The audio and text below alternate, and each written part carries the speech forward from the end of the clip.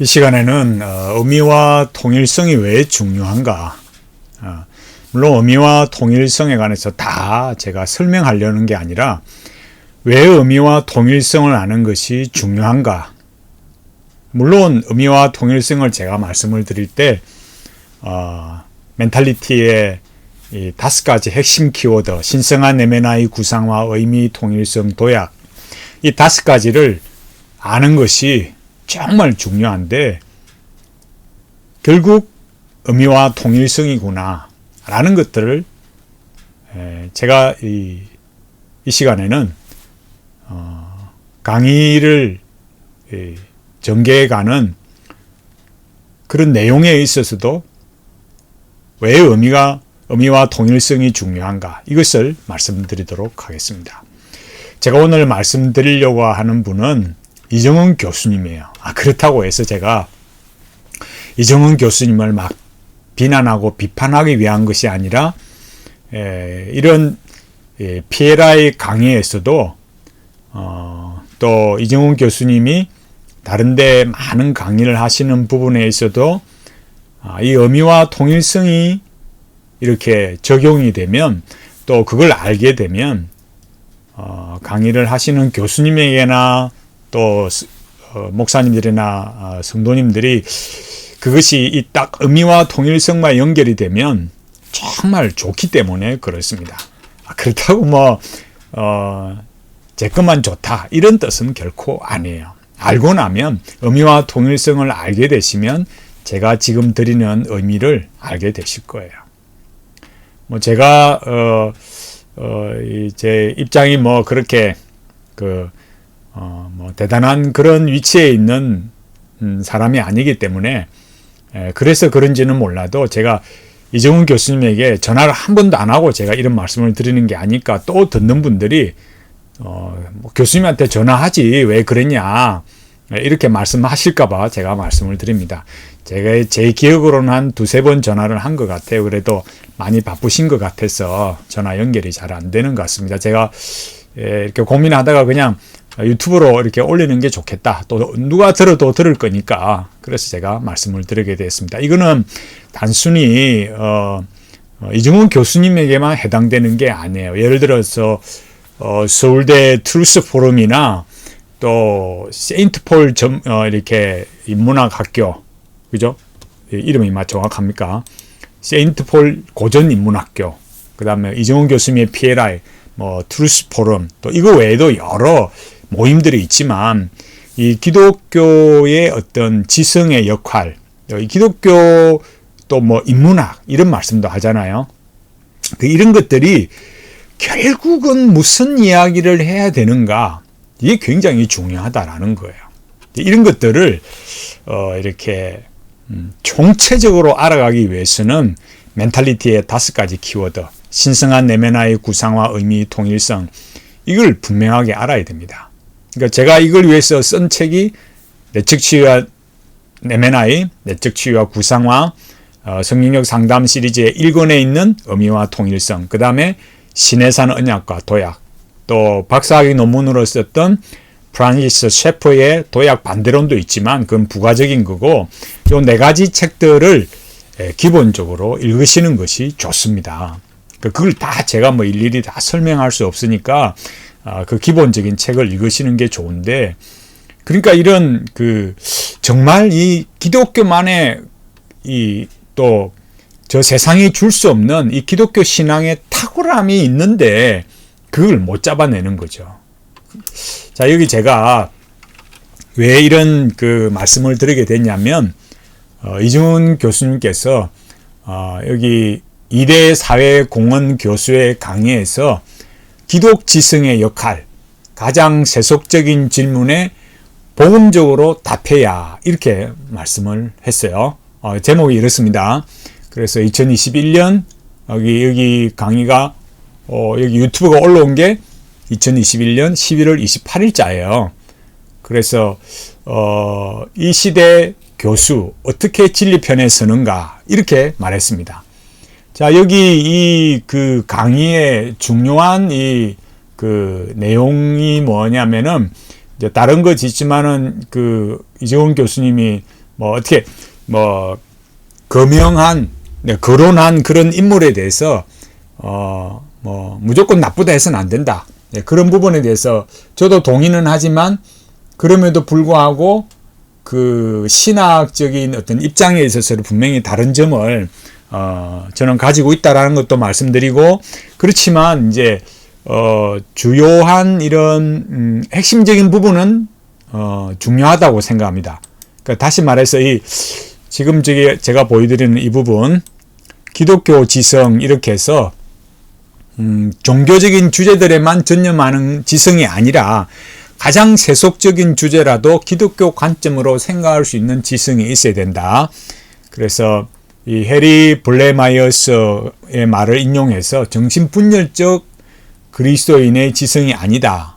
또 이렇게도 말하고, 그 다음에 이제 요 부분이 참 좋았다고 생각해요. 그러니까 기독교 지성의 6가지 필수적 표지라고 해서 요 부분은 참 말씀을 이렇게 딱 요약적으로 6가지 이렇게 한 거는 우리가 이런 그 기독교 신앙으로서 이런 오류에 빠질 수 있기 때문에 잘 이렇게 유념하는 것이 중요하다고 생각합니다. 그래서 제가 그러면 말씀드리려는 게 뭐냐면은, 이거는 하나의 뭐라 그러냐면 그 어떤 하나의 주제 혹은 범주별로 이런 거다라고 이렇게 표시를 한 거죠. 이렇게 분류를 하고 주제를 정하고 거기에 대해서 기독교 지성은 이런 거야라고 말할 수 있어야 된다라는 거죠. 물론 제가 이런 부분에 동의하고 또 우리가 그런 부분에 충분히 말할 수 있어야 됩니다. 그러나 여기 말했던 초자연적 지향, 악에 대한 인식, 진리에 대한 개념, 권위, 사람에 대한 관심, 신성한 성향, 이런 내용들이 결국은 그래서 어쩌란 말이냐. 예를 들어서 이것을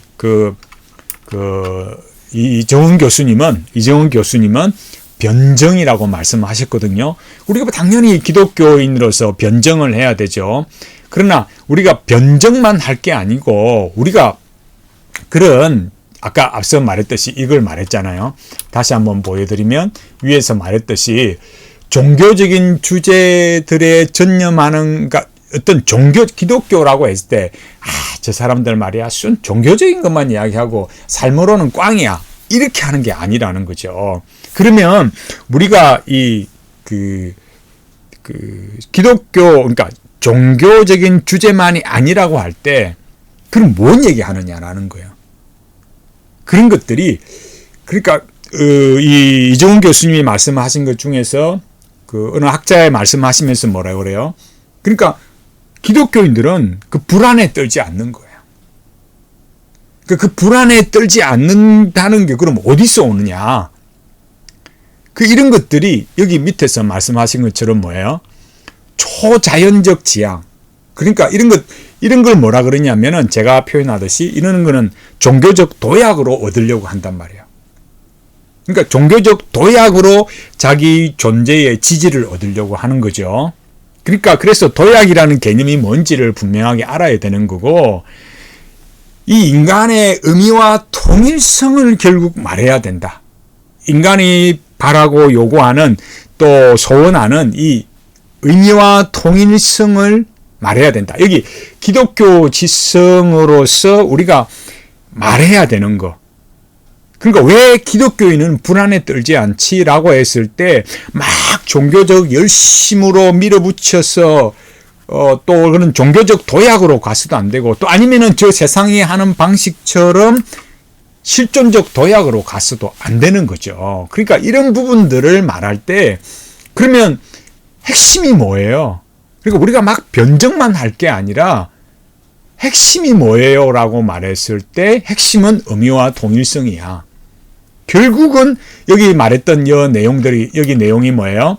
기독교 지성의 이 6가지 필수적 표지를 말할 때 변정만 할 게 아니고, 그럼 어떻게 해야 되는데요?